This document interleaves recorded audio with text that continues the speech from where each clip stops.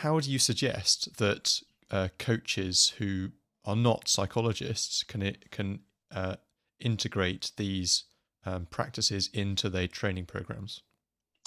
It's a great question. It's a really good question. It's a really important question. Increasingly, I've learned.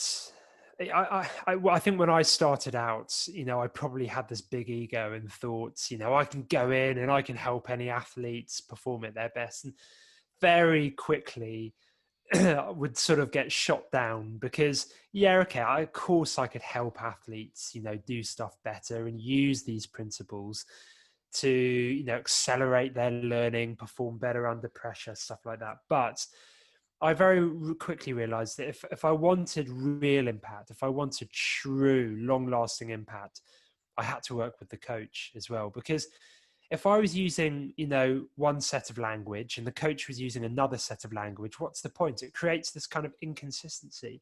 And the whole point, everything that we're talking about is consistency. It's about helping athletes recreate quality and consistency every time they go out there. So I think there's something important when it comes to helping coaches to use psychological principles in their coaching. Firstly, just spending more time with coaches can be helpful. But some coaches are much more into the psychological element of it than others. And that's completely without judgment because there's no right or wrong. Some coaches might come from a very physical or strength and conditioning background. Some of them may have been an athlete themselves and they might come from a very technical background, have a detailed technical knowledge. And I think coaches always have to play to their strengths because that's what gives them confidence. It's what gives them authority in some ways, and it's what allows the athlete in turn to feel confidence. So when coaches are starting to kind of borrow stuff from other disciplines and try to integrate, I think it is all about integration. I think it's about not doing anything that you feel uncomfortable with doing. If you feel uncomfortable with doing it, you don't do it.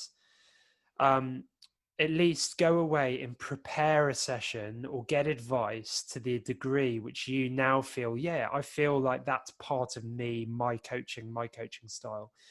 So that's the first thing. Don't just do something because you've seen someone else do it or because you've read about it. Do it because it feels like the right thing to do, and it integrates nicely within what you do.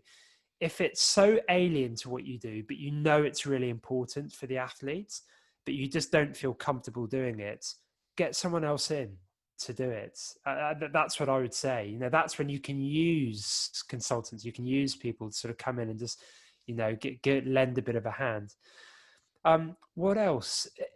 So integrating things in small steps, I would say. And I keep using the word integration deliberately. I think a coach should, unless they're very confident, should avoid doing a psychology session with their athletes, probably for reasons which we've already discussed. It won't be their bread and butter. I think their goal should be to integrate small principles within what they already do. So, for example, if it's something like visualization, given that we've just spoken about that, how could a coach integrate visualization more within their day-to-day coaching without it feeling like a psychology session for the athletes? Giving them more time just to think about what they're about to do. So that could be pacing, like we just mentioned, for a runner. That could be, right, okay, so now we're going to be doing eight 400s on the track, for example. I want you to just go through that in your head, go through the pacing. What pace are you going to have to keep? How are you going to stay relaxed in your body so that you can maintain this? When you recover, what's going to be your strategy for recovering as much as you can in the 30 seconds or 1 minute that we give you? If you're training a team or you're getting a bunch of kids to do some skills, football skills, for example, it's not just describing what you want them to do. It's giving them a moment to actually think about it. Okay, now just imagine, what's that going to be like? How are you going to know you got that well? You've done that well. So things like that, giving them space and time, being able to pull them out from their sessions and maybe do the same thing. Asking questions is really important. And I know this is a core coaching skill, not just a sort of psychological skill, but of course it is psychological, because you're getting them to apply themselves to the situation rather than giving them the answers.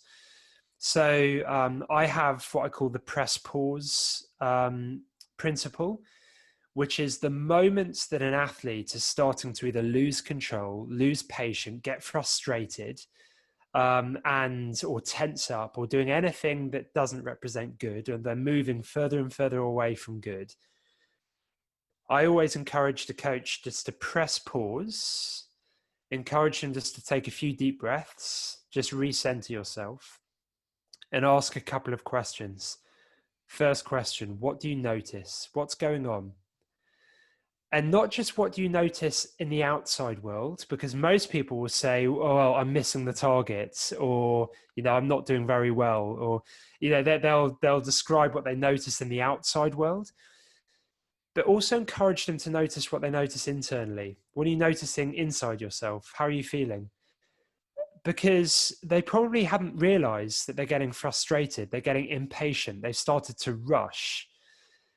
So now you're improving their awareness skills, okay? And that in itself has huge value. Even if you did nothing else at that point, what you've done is you've helped them to make the connection between going off in the wrong direction and actually, now I notice that inside me. And then you can ask them, okay, so what are you trying to do? What does good look like? And how will you get back to that? And encouraging them to learn their own techniques. But what you're doing is you're giving them the space to be able to do that, no matter how long it takes. And that's why I like the idea of pressing pause, because as long as we press pause, the whole world stops and we can just contemplate. We can reassess, we can get back into it, and then they can go off. And almost inevitably, every single time a coach does that, I think the athlete sort of rediscovers their groove, so to speak.